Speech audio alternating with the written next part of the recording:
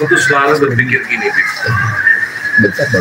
Kalau misalnya aku meninggal, ya, aku sering ngomong sama Tuhan, aku tuh jamin masuk neraka. Asli. Karena aku nggak usah ditanya sama malaikat muka depan. Karena dari aku akhir balik sampai sekarang banyak maksiat. Jadi tanpa dibilang pun aku udah tahu. Ya kan? Nah, aku sekarang hidup itu mencari grasi amnesti dari Allah. Jangan lama-lama di neraka. Kira-kira pikiranku yang sekarang tertanam di hati ini benar nggak? Jadi begini Bang Boy, ada namanya muntahal khauf. Muntahal khauf itu puncak rasa takut. Apa itu puncak rasa takut? Puncak rasa takut itu tidak pernah merasa aman dari azab, siksa dan neraka yang Allah SWT. Kalau ada orang bilang, saya pasti masuk surga, itu orang nggak punya rasa takut. Jangankan kita manusia yang banyak dosa, Rasulullah saja manusia suci. Rasulullah manusia yang bukan hanya dijamin masuk surga, tapi surga itu Allah ciptakan untuk Nabi Muhammad. Ketika beliau sholat bersama sahabat, Allah bukakan pandangan hijab penghalang, Allah buka sehingga lagi sholat beliau adahkan tangannya ke depan seakan-akan ingin mengambil sesuatu. Tidak lama beliau letakkan lagi. Tidak lama beliau mundur seakan-akan seperti ketakutan. Baru terdengar suara ha'ana minhum. Dia lanjutkan sholat. Assalamualaikum warahmatullahi wabarakatuh. Sahabat semua nanya, ya Rasulullah, tadi apa yang terjadi ketika kau sholat?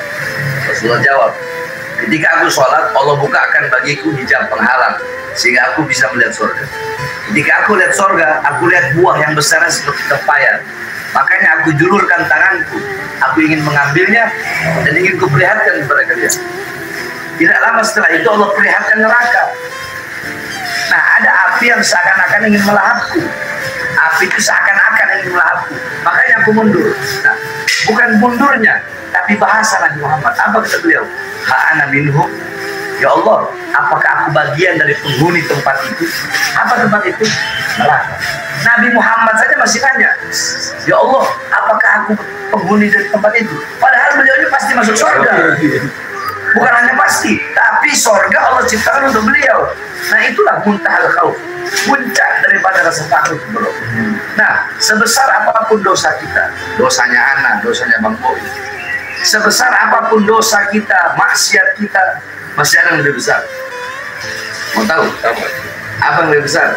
Apa yang lebih besar dari dosa? Apa yang lebih besar dari perbuatan dosa kita, perbuatan maksiat kita? Apa yang lebih besar dari alam semesta ini? Apa yang lebih besar dari lautan? Apa yang lebih besar dari gunung, dari semuanya? Ada yang paling besar dari perbuatan dosa dan maksiat kita. Sebesar apapun dosa dan maksiat kita, ada yang lebih besar. Apa itu? Pintu pengampunan Allah lebih besar. Masya Allah. Jadi jangan pernah putus asa dari rahmat Allah Subhanahu Wa Taala. Ada satu hadis, bunyinya begini, yakni intinya inna hadukum la ya'malu bi amali ahli jannah hatta yakuna hatta ma yakuna bainahu wa bain ahli ad-dar fa ya'malu bi amali ahli an-nar fa yasbiqu al-kitab fa ya'malu bi amali ahli an-nar fa yadkhuluha wa inna hadukum la ya'malu bi amali ahli an-nar hatta ma yakuna bainahu wa bain ad-dar antara negara Facebook dari kitab banyak mulut yang malah jannah banyak mulut yang malah jadi ada hadis bunyinya begini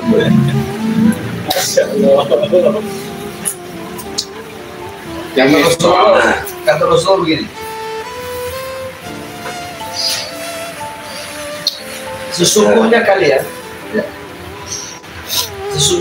ini ahadukum, sesungguhnya salah satu kepada kalian ini ahadukum beramal dengan amalan ahli surga, beramal dengan amalan ahli surga, tetapi telah ditetapkan bagi dia kitab ketika dia masih dalam kandungan, sehingga di akhir hayat Dia beramal dengan amalan ada di neraka. Padahal dia ini beramal dengan amalan di surga, ibadah terus. Tapi di akhir hayat dia beramal dengan amalan ada di neraka, sehingga hayat kedua dia masuk ke neraka. Dua, sebaliknya, ada orang yang beramal dengan amalan ahli neraka, maksiat, mabuk, dosa, judi, melacur, narkoba, mencuri. Dia beramal dengan amalan ahli neraka, tetapi telah ditetapkan bagi kita catatan dari neraka. Sehingga apa? Sehingga di akhir hayat dia beramal dengan amalan ahli surga, dia bertobat kepada baik dulu dia masuk. Itu hadis yang maaf. Sebagaimana ada cerita, ada kakak adik. Ini kakak ahli ibadah, tiap hari di masjid. Adiknya tiap hari di tempat maksiat, tempat pelacuran. Nah, suatu waktu kakaknya yang di masjid ini mikir, datang setan atau iblis. Dia mikir, saya ini tiap hari sholat ibadah. Coba saya sekali-kali mencoba amalannya setelah adik. Saya mencoba sekali-kali untuk di tempat pelacuran. Tuh, umur saya masih panjang. Dia di waktu yang sama, dia punya adik di tempat pelacuran itu mikir, saya ini tiap hari berbuat dosa, berbuat maksiat, melacur, mabuk. Udah, saya mau pergi ke tempat kakak saya di sini. Saya mau bertobat. Cuma mereka nggak satu jalan. Kakaknya nyampe ke tempat adiknya nggak ada. Adiknya sampai ke masjid, kakaknya nggak ada. Ya udah, si adik tadi dia sampai di masjid, dia lihat kakaknya nggak ada. Dia wudhu, dia sholat, dia baca Quran. Si kakak tadi pergi ke tempat pelacuran, dia lihat adiknya nggak ada, dia rayu sama perempuan, mabuk apa segala macam. Tiba-tiba gempa bumi. Gempa bumi, dua-duanya meninggal. Yang satu meninggal peluk Al-Quran, yang satu meninggal peluk perempuan dan keras. Padahal Ya, yang kakaknya ahli ibadah, tapi di akhir hayat. paham. Nah makanya, ya kullu nafsin dha'iqatul maut. Segala sesuatu yang bernyawa itu pasti mati. Kullu man 'alaiha fan. Segala yang ada di bumi pasti hancur, pasti binasa. Kullu syai'in khalidun illa wajhah. Segala zat, wujud, bentuk apapun akan hancur kecuali Allah SWT. Al-mautu haq, kematian itu benar adanya. Yang tua mati, yang muda mati, yang sehat mati, yang sakit mati, yang kaya mati, yang miskin mati. Syarat mati tidak harus tua. Terlalu banyak orang-orang yang masih muda mati. Syarat mati tidak harus sakit. Banyak orang yang nggak sakit mereka mati. Yang tabrakan itu. Nah, dan kematian datang tanpa pemberitahuan. Kalau mati kita udah dikasih tahu enak. Ya udah saya maksiat aja dulu. Saya maksiat aja dulu. Sama kayak ada satu cerita. Ada satu orang ahli ibadah, dia ibadah. Tiba-tiba nangkap iblis, goda dia. Kata iblis, kasihan kamu. Kamu ibadah selama, padahal hidup kamu ini umur kamu mesti 70 tahun lagi. Iya. Iblis ngomong begitu. Dia mikir, oh masih 20 tahun lagi. Berarti mungkin saya maksiat aja 40 tahun. 40 tahun. Nanti 30 tahun lagi saya ibadah lagi coba. Dia nggak tahu nih iblis disating orang tak bodoh ahli ibadah tapi nggak berilmu. Akhirnya apa? Dia keluar dari tempat peribadahannya, dia maksiat, besoknya dia makan. Benar. Disesatkan oleh. Jadi kematian itu datang. Nah, makanya kata si Nabi, beribadahlah engkau seakan-akan engkau akan mati besok.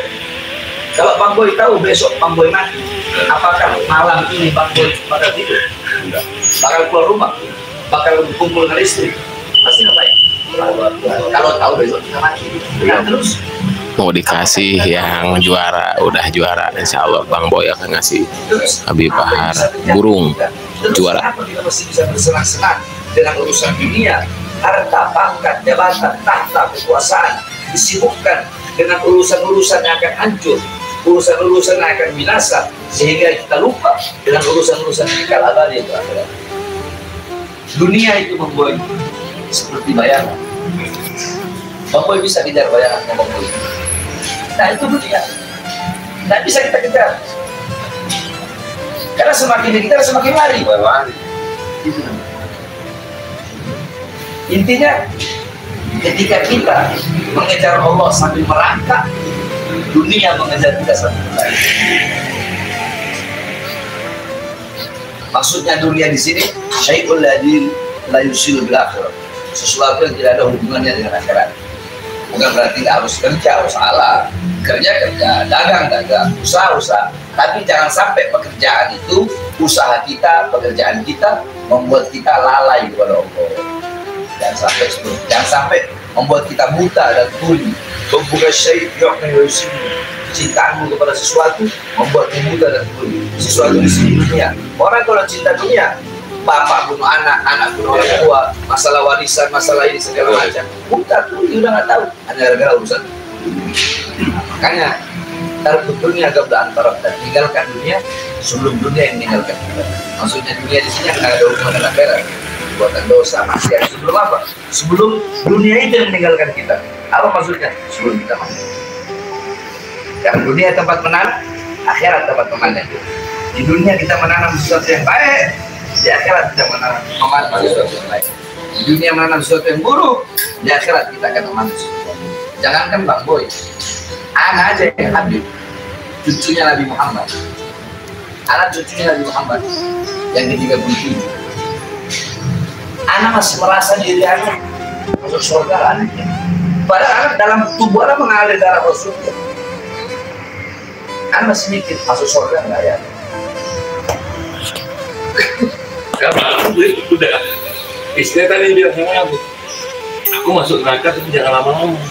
Namanya jadi itu enggak berhasil sama sama Allah. Makanya ibadahku terakhir masuknya. Jadi tidak boleh terus. Jadi jangan putus asa dulu.